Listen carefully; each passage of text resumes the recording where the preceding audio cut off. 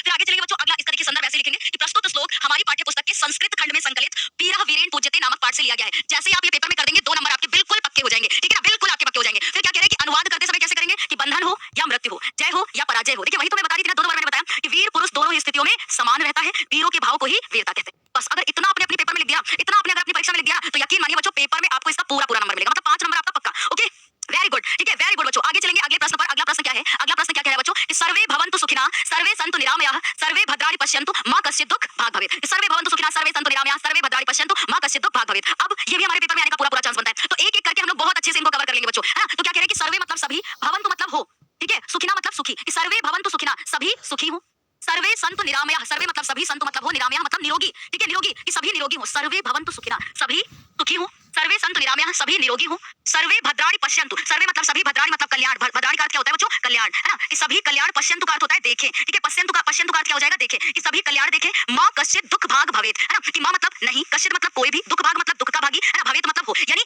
कश्चित् कोई भी दुःख का भागी ना हो, कोई भी दुःख का भागी ना हो। कितना आसान है बच्चों, है ना, कितना आसान है ना बच्चों, वेरी गुड। एक बार सारे बच्चे मिलकर के क्लास को शेयर करेंगे ना, एक बार सारे बच्चे मिलकर के क्लास को शेयर करेंगे, ताकि हर एक बच्चे को पता चलना चाहिए कि 11 बजे पर क्लास स्टार्ट हो चुकी है। और बच्चों जिस शिद्दत के साथ में हम आपको पढ़ा रहे हैं ना, ऐसा आपको खासतौर पर अनिवार्य संस्कृत हो या गद्यांश हो या पद्यांश हो, इस तरीके से आपको कोई भी पढ़ाता हुआ नहीं मिलेगा, है ना। तो हम ये चाह रहे हैं बच्चों कि आप पेपर में जाने से पहले 18 फरवरी में जाने, भाई परीक्षा देने से पहले आप ऐसी क्लासेस को देख करके जाएं, क्योंकि ये हमारे 5-5 नंबर के प्रश्नों की बात है बच्चों, और मैं बहुत आसान तरीके से आपको इसको एक्सप्लेन करके दूंगी, है ना। तो भाई क्या कह रहे हैं कि देखिए एक बार में आ गया ना कि सर्वे भवन्तु सुखिनः सभी सुखी हो, सर्वे सन्तु निरामयाः सभी निरोगी हो, सर्वे भद्राणि पश्यन्तु सभी कल्याण देखें, और माँ कश्चित् दुःख भाग् भवेत् और कोई भी दुःख का भागी ना बने। ओके डन, है, एक बार में समझ में आ गया, वेरी गुड बच्चों, बहुत बढ़िया, ठीक है, बहुत बढ़िया। आगे चलेंगे और देखेंगे कि मैम इसका संदर्भ तो हम लोग ऐसे ही लिख लेंगे कि प्रस्तुत पद्यांश या पद्यांश की जगह पर आप श्लोक भी लिख सकते हैं, ठीक है, आप श्लोक भी लिख सकते हैं कि प्रस्तुत श्लोक हमारी पाठ्य पुस्तक के संस्कृत खंड में संकलित भारतीय, है ना, भारतीय संस्कृति नामक पाठ से लिया गया। बस इतना कर देंगे, 2 नंबर आपको सिर्फ और सिर्फ इतने लिखने के मिल जाएंगे, ठीक है। और अनुवाद में कैसे करेंगे कि सभी सुखी हो, सभी रोग मुक्त रहे, सभी का कल्याण हो, और किसी को भी दुःख का भागी ना बनना पड़े। ओके कर लेंगे ना बच्चों, यहाँ तक आराम से कर लेंगे ना, मतलब कितना आसान है। एक एक साथ में हमारे साथ में रिवाइज करते चले, रिवीजन करते रहे, ताकि बोर्ड परीक्षा में जब ये आपको मिले तो आप बहुत आराम से कर ले। ओके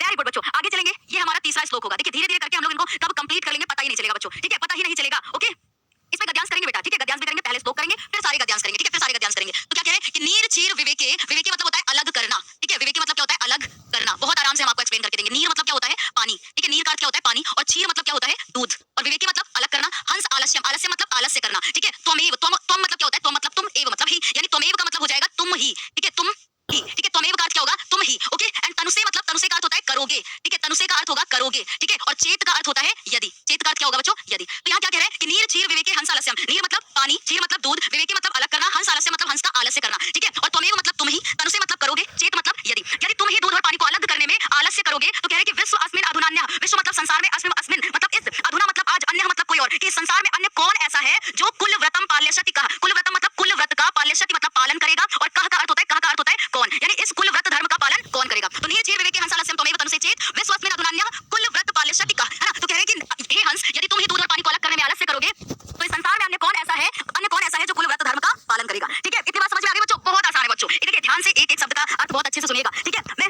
क्योंकि आज ही ये अनिवार्य संस्कृत में जितना हम लोग कर रहे हैं इसको पढ़ के यहीं से हम लोग क्या करेंगे, इसको खत्म करेंगे।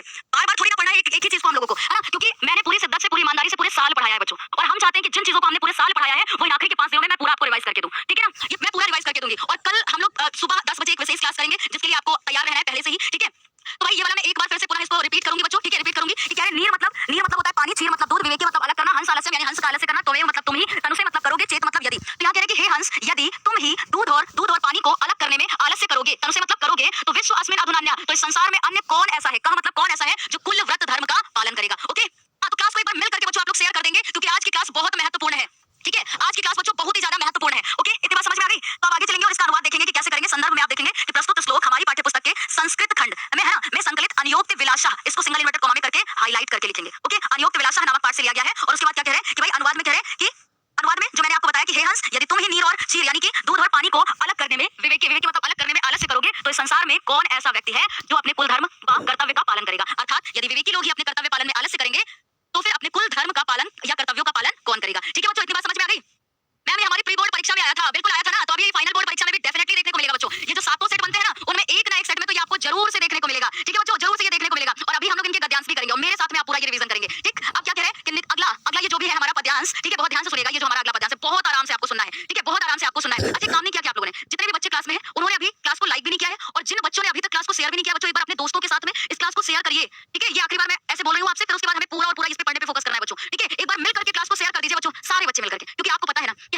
ईमानदारी से पूरी क्लासेस करें। आज हमारी चौथी क्लास है ये हिंदी की, है ना? तो भाई कल सुबह भी हम लोगों ने 10 बजे क्लास किया, फिर शाम को भी किया, आज सुबह 10 बजे भी हुई, फिर शाम को हुई। 3 दिन ऐसे ही हम आपके लिए क्लासेस लेकर के आने वाले हैं, ठीक है? तो भाई इसी बात पर ये सारा बच्चा मिलकर के क्लास को एक बार शेयर करेगा, ओके? अब कह रहे हैं नितराम नीचो अस्मीति त्वं खेदम कूपः कदापि मा कृथा अत्यंत सरस हृदयो यतः परेशान गुण ग्रहीतासि। बहुत ध्यान से सुनिएगा कि नितराम का अर्थ क्या होता है? नितराम का अर्थ होता है अत्यधिक, है ना? नितराम का अर्थ क्या होता है? अत्यधिक। बहुत ध्यान से सुनिएगा, अत्यधिक। नीच मतलब गहरा, अस्मि मतलब हूं, इति मतलब इस प्रकार, ठीक है? ऐसे बोलेंगे ना, नीच मतलब गहरा, अस्मि मतलब हूं, इति मतलब इस प्रकार, ओके? त्वम मतलब तुम, खेदम मतलब दुख, कूपः मतलब कुएं, कदापि मतलब कभी भी, कदा कदा मतलब होता है कभी, अपि मतलब भी, ठीक है? कभी भी मत और कृथा करो। मां का मतलब क्या हो जाएगा? मत, और कृथा मतलब क्या हो जाएगा? करो, ठीक है? कृथा का अर्थ क्या हो जाएगा? करो। तो क्या कह रहे हैं कि नितराम, अत्यधिक, नीच, गहरा, अस्मि हूं, इति इस प्रकार, तुम, खेदम दुख, कूपः कुएं, कदापि मा कृथा कभी भी मत करो, कि हे कुएं तुम अत्यंत गहरे हो, इस बात का दुख कभी भी मत करो, इस बात का दुख कभी भी मत करो। अत्यंत सरस हृदयो यतः, यतः मतलब क्योंकि, है ना? क्योंकि तुम तो अत्यंत सरस हृदयो यानी अत्यंत सरस हृदय वाले हो, और परेशान गुण ग्रहीतासि, परेशान मतलब दूसरों के। आप किसी के फोन नंबर से उसकी लोकेशन कैसे जान सकते हैं? उदाहरण के लिए, अगर आपका भाई देर से घर आता है, तो आप बस उसका फोन नंबर डालकर मैप पर उसकी गतिविधियां देख सकते हैं। या अगर कोई लापता है, तो आप बस उसका फोन नंबर डालकर उसका पता लगा सकते हैं और देख सकते हैं कि वह कहाँ है। यह ऐप आपको सिर्फ उसका फोन नंबर दूसरों के, परेशान का अर्थ क्या होगा? दूसरों के, ठीक है? गुण ग्रहीतासि मतलब गुणों को ग्रहण करने वाले हो। बहुत आसान है बच्चों, क्लास में ही देखिए और क्लास में ही इसको सीखिए, ठीक है? मेरे साथ में ही इसको देखिए क्लास में, और ऐसा ये ठान करके बैठिए कि मैम एक बार में बता रही हूँ और एक बार में ही हमें ये क्लास में ही आ जाना चाहिए, ओके? वेरी गुड बेटा, बहुत बढ़िया। बस सुनिएगा।